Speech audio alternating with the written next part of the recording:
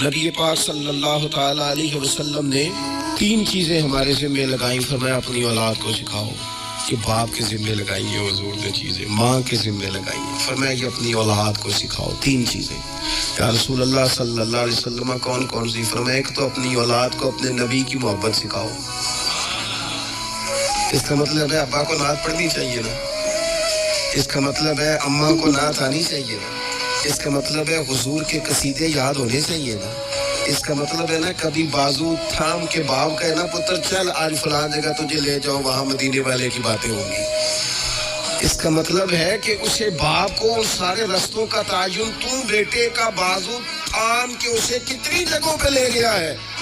چل ایک دن یوں بھی کہا تھام اس کا بازو اور اسے حضور کے مدینے بھی لے جا کر محبوب کے سامنے کھڑا. فرمایا اپنے بچوں کو اپنے نبی کی محبت سکھاؤ. اور فرمایا دوسرے کام یہ کرو کہ اپنے بچوں کو اپنے نبی کی اولاد کی محبت سکھاؤ.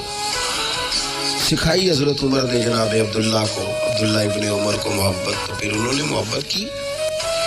اپنی اولاد کو اپنے نبی کریم کی اولاد کی اہل بیت کی محبت سکھاؤ. اور تیسرا حضور نے ذمہ لگایا کہ اپنے بچوں کو قرآن پاک کی تلاوت سکھاؤ. کہ ماں باپ سکھائیں, پہلے خود سیکھیں پھر اپنے بچوں کو سکھائیں. انہیں کہ پتر آ بیٹھ میرے پاس بیٹھ کے قرآن شریف پڑھ, میں تجھے پڑھاتا ہوں.